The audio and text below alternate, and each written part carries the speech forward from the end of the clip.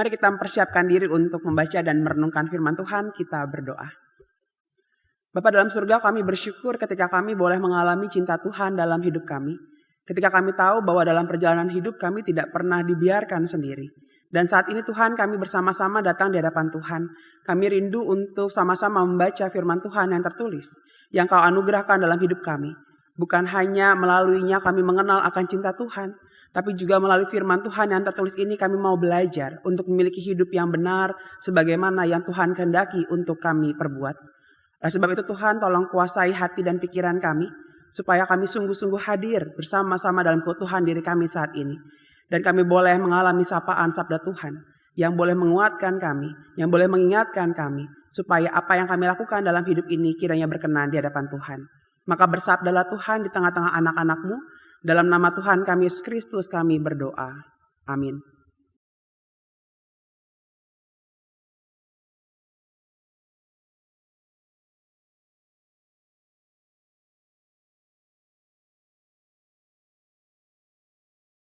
Bacaan pertama dari kitab Daniel 12 ayat 1 sampai 3. Pada waktu itu juga akan muncul Mikael, pemimpin besar yang akan mendampingi anak-anak bangsamu.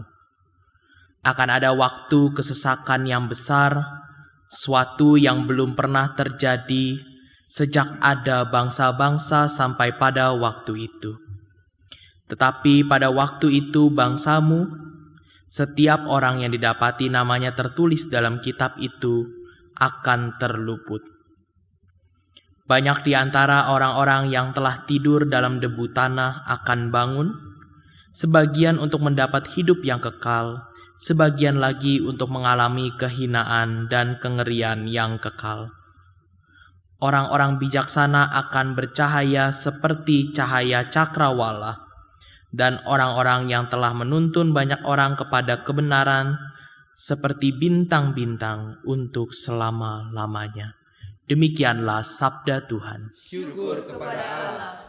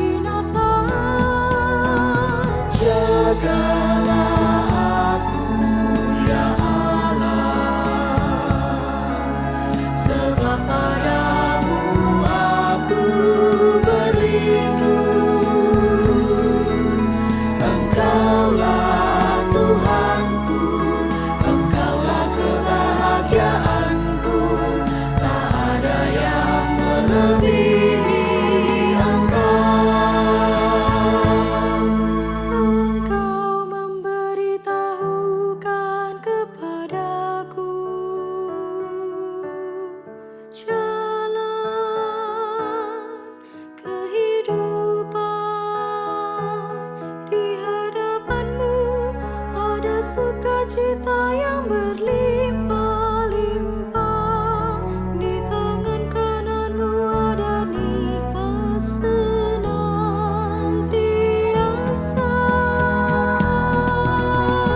Jagalah aku, ya Allah, sebab padamu aku berlindung.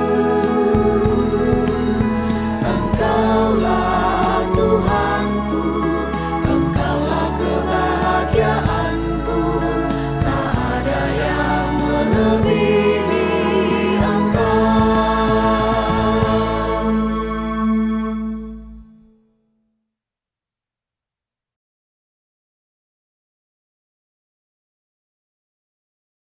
Bacaan kedua dari surat Ibrani 10 ayat 11 sampai 25.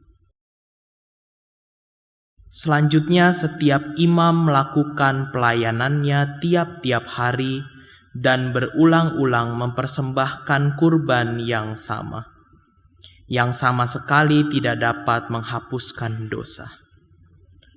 Namun setelah mempersembahkan hanya satu kurban karena dosa, Kristus duduk untuk selama-lamanya di sebelah kanan Allah. Dan sekarang ia menunggu sampai musuh-musuhnya dijadikan tumpuan kakinya. Sebab oleh satu kurban saja ia telah menyempurnakan untuk selama-lamanya mereka yang dikuduskan. Roh Kudus juga memberi kesaksian kepada kita, sebab setelah ia berfirman, "Inilah perjanjian yang akan kuadakan dengan mereka sesudah hari-hari itu." Firman Tuhan lagi, "Aku akan menaruh hukumku di dalam hati mereka dan menuliskannya dalam akal budi mereka. Dan aku tidak lagi mengingat dosa-dosa dan pelanggaran mereka." Jadi apabila untuk semuanya itu ada pengampunan, tidak perlu lagi dipersembahkan kurban karena dosa. Jadi saudara-saudara, kita sekarang dengan penuh keberanian dapat masuk ke dalam tempat kudus oleh darah Yesus. Karena ia telah membuka jalan yang baru dan yang hidup bagi kita melalui tabir, yaitu dirinya sendiri. Dan kita mempunyai seorang imam agung sebagai kepala rumah Allah. Karena itu, marilah kita datang beribadah dengan hati yang tulus ikhlas dan keyakinan iman yang teguh. Karena hati kita telah dibersihkan dari hati nurani yang jahat dan tubuh kita telah dibasuh dengan air yang murni. Marilah kita berpegang teguh pada pengakuan tentang pengharapan kita, sebab Ia yang menjanjikannya setia. Marilah kita saling memperhatikan supaya kita saling mendorong dalam kasih dan dalam perbuatan baik. Janganlah kita menjauhkan diri dari pertemuan-pertemuan ibadah kita, seperti yang dibiasakan oleh beberapa orang. Tetapi marilah kita saling menasihati, terlebih lagi sementara kamu melihat hari Tuhan mendekat. Demikianlah sabda Tuhan. Syukur kepada Allah.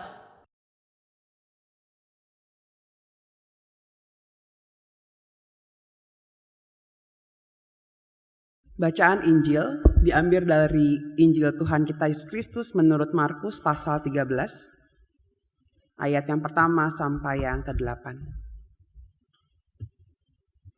Injil Markus pasal 13 ayat yang pertama sampai yang ke-8. Ketika Yesus keluar dari bait Allah, seorang muridnya berkata kepadanya, "Guru, lihatlah betapa besarnya batu-batu itu dan betapa megahnya gedung-gedung itu." Lalu Yesus berkata kepadanya, "Kau lihat gedung-gedung yang besar ini? Tidak satu batu pun akan dibiarkan di atas batu yang lain. Semuanya akan diruntuhkan." Ketika Yesus duduk di atas bukit Zaitun berhadapan dengan bait Allah, Petrus, Yakobus, Yohanes, dan Andreas bertanya secara pribadi kepadanya, "Katakanlah kepada kami, kapan itu akan terjadi dan apakah tandanya apabila semuanya itu akan sampai kepada kesudahannya. Maka mulailah Yesus berkata kepada mereka, "Waspadalah supaya jangan ada orang yang menyesatkan kamu. Akan datang banyak orang dengan memakai namaku dan berkata, 'Akulah dia,' dan mereka akan menyesatkan banyak orang. Apabila kamu mendengar deru perang atau kabar-kabar tentang perang, janganlah gelisah. Semuanya itu harus terjadi, tetapi kesudahan belum tiba. Sebab bangsa akan bangkit melawan bangsa dan kerajaan melawan kerajaan. Akan terjadi gempa bumi di berbagai tempat dan akan ada kelaparan.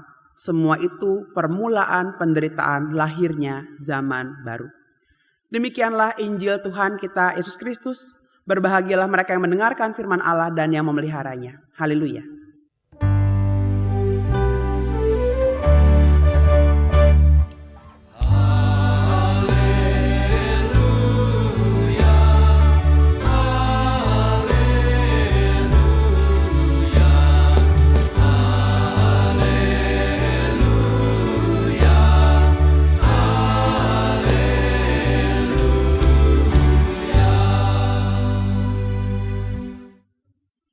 Selamat pagi saudara-saudari yang dikasihi Tuhan Yesus Kristus.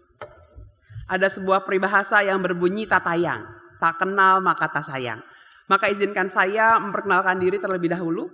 Nama saya Deborah Rahelina Stefani Simanjuntak dan saat ini saya melayani sebagai pendeta jemaat di GKI Kota Wisata. Senang bisa berjumpa dan merenungkan firman Tuhan bersama dengan saudara-saudari semua. Nah, saudara, pernahkah lihat postingan seperti yang ada di layar berikut ini? Rasanya postingan ini pernah memenuhi media sosial kita beberapa waktu yang lalu.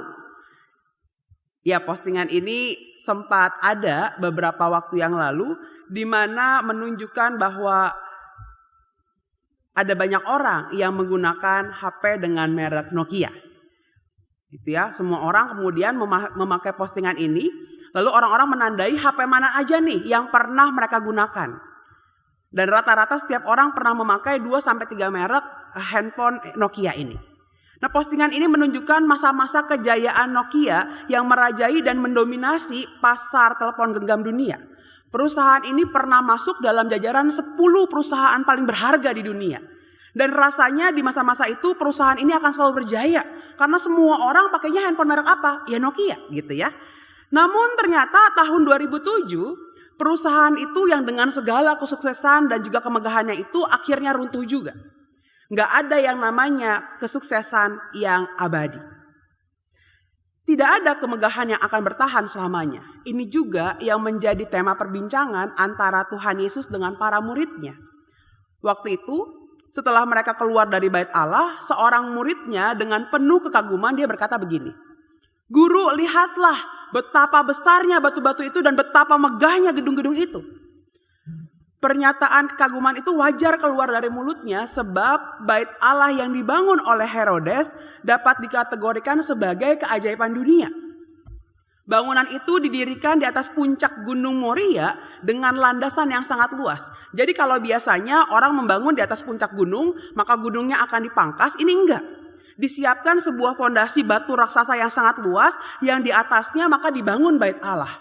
Batu-batu itu sangat besar sampai dikatakan panjangnya itu bisa mencapai 12 meter. Tingginya bisa mencapai lebih dari 3,5 meter satu batu. Dan lebarnya hampir 5 meter.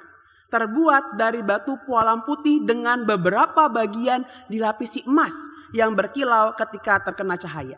Sangat megah, sangat kokoh, seolah-olah gak akan pernah hancur bangunan itu. Dan itu yang membuat kagum para murid yang melihat keindahannya.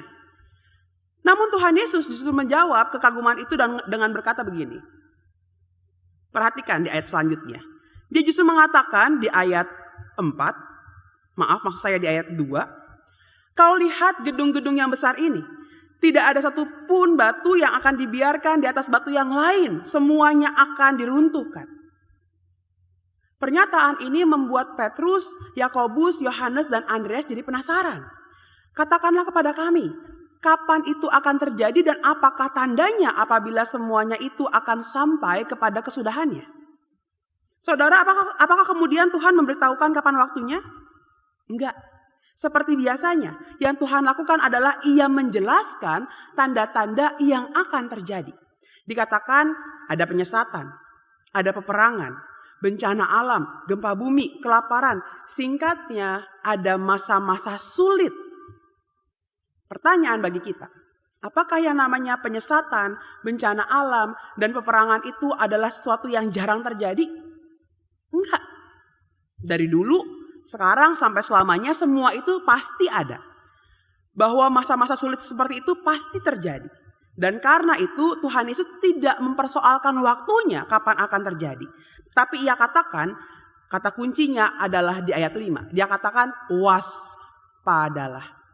Dia minta kita untuk waspada. Dia gak kasih tahu kapan waktunya, itu pasti akan terjadi. Tapi dia minta kepada kita untuk waspadalah. Bahwa kemudian waspada menjadi pilihan sikap dalam menghadapi masa sulit yang akan terjadi itu. Kenapa saya sebut sebagai pilihan? Sebab gak sedikit orang yang kemudian karena tahu toh nanti ada masa sulit, maka memilih untuk ya udahlah hidup gini-gini aja, biasa-biasa aja. Nanti juga akan runtuh kok. Nanti juga akan mati kok. Tetapi iman Kristen mengajak kita untuk menyadari bahwa betul ada masa-masa sulit. Betul, segala kemegahan akan runtuh. Tetapi caramu menghadapinya itu yang penting. Maka pilihan kita adalah untuk waspada. Bukan dengan pesimis, tapi dengan sikap optimis. Iya, nanti masa sulit itu akan datang, itu pasti. Bahwa segala kemegahan akan runtuh, benar. Bait Allah sesuai dengan apa yang Tuhan Yesus katakan mengalami keruntuhan dan kehancuran pada tahun 70. Kita juga akan mengalami masa sulit, iya. Namun justru karena saya tahu masa itu akan datang, saya mau berjaga-jaga supaya ketika datang, ya saya gak kaget-kaget amat menyambutnya. Saudara, ini yang disebut dengan the power of knowing. Yang kita tahu adalah kita tidak tahu kapan waktunya. Saya ulang ya. Yang kita tahu adalah kita gak tahu kapan waktunya. Dan karena kita tidak tahu, maka aku bersikap waspada. Kapan terjadinya? Nggak tahu. Nggak penting. Tapi aku perlu untuk waspada karena itu pasti akan terjadi. Nah, kata waspada dalam bahasa Yunani, blepo, ini memiliki arti melihat. Tetapi yang menarik, ia bukan hanya memiliki arti sekedar melihat. Melainkan juga dikatakan metafora dari to see with the mind's eye.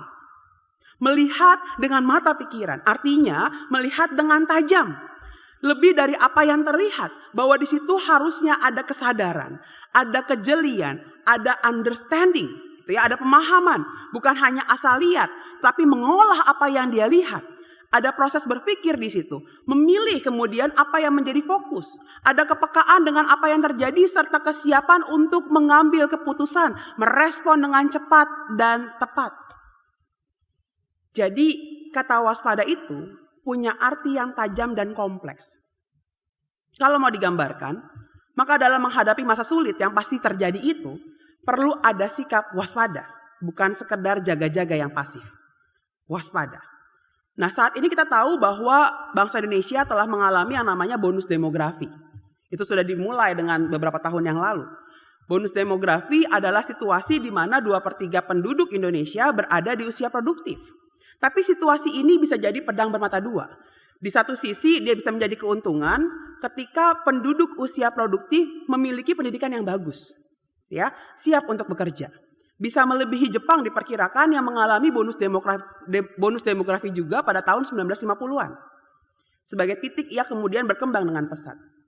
Tapi di sisi lain, ya, ini bisa menjadi sebuah bencana. Ketika apa? Ketika terjadi angka pengangguran yang tinggi. Apalagi pertumbuhan ekonomi enggak linear dengan pertumbuhan lapangan kerja. Nah, menurut IMF, saat ini Indonesia tuh berada di urutan pertama dengan jumlah pengangguran tertinggi di dunia. Sorry, maksud saya se-ASEAN. Ya, meskipun menurut data Badan Pusat Statistik, tingkat penganggurannya terus berkurang dari tahun-tahun sebelumnya, tapi dikatakan ada 279,96 juta penduduk Indonesia dalam usia produktif yang belum mendapatkan pekerjaan. Ini berarti ada 279,96 juta orang yang siap bersaing untuk mendapatkan pekerjaan. Dan keadaan ini bertambah sulit ketika kita juga mendengar informasi bahwa nggak sedikit perusahaan startup raksasa yang tutup. Bahkan kita tahu ada pabrik raksasa tekstil di Jawa Tengah yang sudah sekian lama berdiri, akhirnya harus tutup. Dan terjadi gelombang PHK besar-besaran di berbagai tempat. Nggak ada yang abadi. Semua yang terlihat jaya, megah pada akhirnya akan runtuh. Semua data ini bukan untuk nakut-nakutin kita, melainkan tadi, mengajak kita untuk bersikap waspada. Lalu gimana caranya untuk bersikap waspada menghadapi masa sulit? Itu pertanyaannya. Kita bisa belajar untuk menjadi seorang linchpin. Linchpin itu menjadi orang yang tak tergantikan. Kalau pakai istilahnya Seth Godin gitu ya. Menjadi seorang linchpin, kita perlu memiliki apa? Yang pertama, bahwa seorang linchpin suatu kali ketika ada sebuah penerbangan, satu-satunya dibatalkan begitu ya. Ada satu penerbangan ke Puerto Rico, penerbangan itu dibatalkan, maka semua orang yang tadinya mau naik pesawat itu jadi marah-marah. Mereka protes terhadap perusahaan penerbangannya. Semua orang marah, tapi kemudian ada seseorang yang menyeberangi bandara, dia kemudian menyewa penerbangan pribadi di situ. Dia sudah dapat informasinya, dia kembali ke tempat di mana orang sedang pada marah-marah karena penerbangan satu-satunya hari itu dibatalkan. Dia kemudian meminjam papan tulis, dia menulis kursi ke Pulau Virgin $39. Gitu ya. Ketika orang lain marah-marah, seseorang ini justru dia memiliki sebuah ide untuk pergi nyari informasi berapa harganya kalau nyewa sebuah penerbangan sendiri. Dan dia kemudian mengatakan, siapa yang mau ikut ke Pulau Virgin, $39. Dan dia berhasil membiayai penerbangan hari itu. Orang itu bernama Richard Branson, pendiri Virgin Air. Ini yang dimaksud menjadi seorang linchpin. Punya inisiatif. Bahwa menjadi orang yang waspada berarti kita perlu punya inisiatif. Inisiatif itu apa? Melakukan sesuatu melebihi yang dibutuhkan atau dituntut tanpa nunggu perintah. Tadi ya, ketika orang lagi ribut-ribut karena penerbangannya batal, dia enggak. Mikir dia caranya gimana. Dan dia berhasil membiayai penerbangannya. Kita yang menentukan standar sendiri, itu artinya inisiatif. Enggak berdasarkan perintah orang lain. Dan inisiatif itu karena itu terkait dengan kreatif. Sebab orang yang disebut kreatif itu bukan karena dia punya ide-ide yang luar biasa, bukan. Mereka hanyalah orang-orang yang bergerak lebih cepat daripada orang lain. Dan untuk itu kita perlu untuk terus melihat hal apa nih yang bisa kita kembangkan dalam diri kita. Perlu untuk punya kejelian, peka melihat kebutuhan yang ada. Balik lagi ke awal. Nokia, produknya bagus nggak? Bagus. Mau dilempar anjing gitu ya, ngelempar anjing juga masih kuat. Jatuh dari ketinggian berapa masih oke. Gitu ya.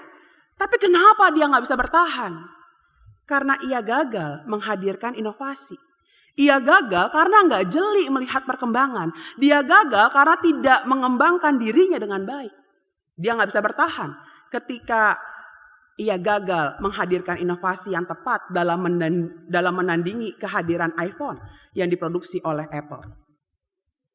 Maka bicara tentang inisiatif, kita juga diingatkan bahwa menurut data disebutkan penyebab nomor 1 terjadinya banyak pemecatan pada generasi Z itu kenapa? Yang pertama dikatakan adalah karena kurangnya inisiatif dalam bekerja, 50%. Paling besar. Penyebab Gen Z gitu ya, mengalami pemecatan. Kurang inisiatif dalam bekerja. Maka bersikaplah waspada, alias milikilah inisiatif. Kreatif dalam menyambut masa-masa sulit yang ada. Inisiatif ketika kita bekerja, ketika kita menjalani hidup, ketika kita berkomunikasi, ketika kita mau mengembangkan diri dan sebagainya. Ambil sikap yang tepat dan cepat sesuai dengan kebutuhan yang ada. Di tengah sikap waspada yang perlu kita miliki, ada satu hal penting lagi yang harus kita ingat. Bahwa milikilah juga kepekaan iman. Kita tahu, yang pertama, masa sulit akan datang. Yang kedua, segala kemegahan akan runtuh. Yang ketiga, kita nggak pernah tahu tapi waktunya kapan terjadi. Namun, yang kita tahu, Tuhan berdaulat atas segala sesuatu. Bahwa semua itu ada dalam genggaman tangan Tuhan. Artinya, nggak perlu panik, nggak perlu gelisah. Tapi jalanlah hidup dengan waspada. tetapi tetap dalam sukacita dan percaya, karena semua ada dalam kendali Tuhan, Sang Pemelihara hidup kita. Bahwa segala kemegahan akan runtuh, namun kita mau belajar mempersiapkan diri kita dengan sebaik mungkin dalam segala kewaspadaan, bersama dengan Dia, Sang Pemelihara dan Pencipta langit dan bumi. Amin.